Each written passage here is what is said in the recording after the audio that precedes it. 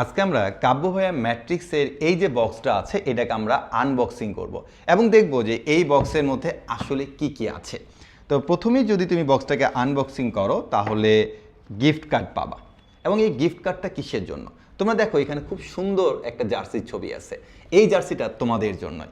তোমরা এই বইটা পাওয়ার পরে যে বক্স সহ তোমরা বইটা পাচ্ছ, এটা তোমরা যদি আনবক্সিং করো এবং এই আনবক্সিংয়ে যদি তোমরা একটা ভিডিও বানিয়ে বন্দি পাঠশালার অফিসিয়াল গ্রুপ অথবা কাব্য ভাইয়া ম্যাট্রিক্স এই গ্রুপে তোমরা পোস্ট করো, তাহলে টপ 3 পাবা এই জার্সিগুলো।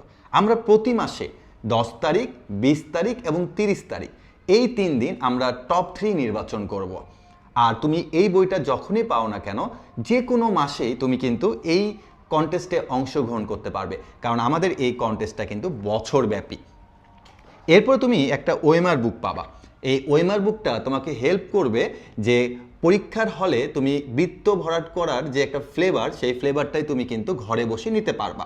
সাধারণত আমরা অনলাইনে পরীক্ষা দিতে দিতে ভুলেই যাই যে পরীক্ষার হলে আমরা যখন ওএমআর এ বৃত্ত ভরাট করব তখন সেখানেও কিন্তু একটা সময় নষ্ট হয়। সো তুমি যখন 25 মিনিটে 25টা এমসিকিউ দাগাবা, তখন দেখবা যে প্রশ্ন পড়ার জন্য যেরকম সময় নষ্ট হয়, একই সাথে সলভ করার জন্য তো একটু সময় যাবেই, আর বৃত্ত ভরাট করার জন্য কিন্তু একটা ভালো সময় যায়। সো 25 মিনিটে 25টা এমসিকিউ তুমি যদি নির্দিষ্ট সময় দাগাতে চাও, তাহলে অবশ্যই ঘরে বসে তোমাকে এই ওএমআরে প্র্যাকটিস করতে হবে। সো আমি তোমাদেরকে প্রশ্নও দিয়ে দিয়েছি এবং ওএমআরও দিয়ে দিয়েছি, যেন তুমি ঘরে বসে অফলাইনে এক্সাম দেওয়ার একটা ফ্লেভার পেয়ে যাও।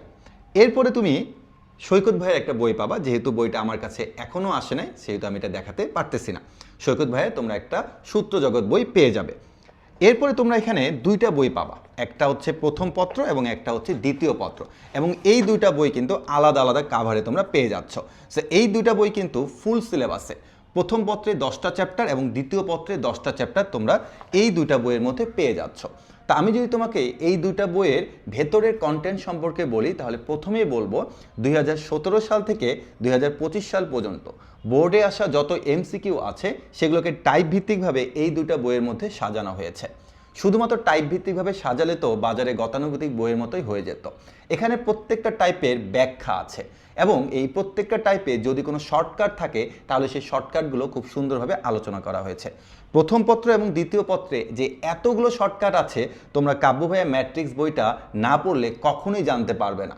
জানতে পারবে অ্যাডমিশন সময়ে গিয়ে, কারণ এই বইটা একাডেমিক এবং অ্যাডমিশনের মধ্যে একটা সেতুবন্ধন তৈরি করা হয়েছে, যেন তোমাকে অ্যাডমিশনে গিয়ে নতুন কোনো টাইপ এবং নতুন কোনো শর্টকাট শিখতে না হয়। তুমি যেন একাডেমিক থেকেই সকল শর্টকাটগুলো জানতে পারো, আর অ্যাডমিশনে গিয়ে তুমি যেন খুব সহজে প্রত্যেকটা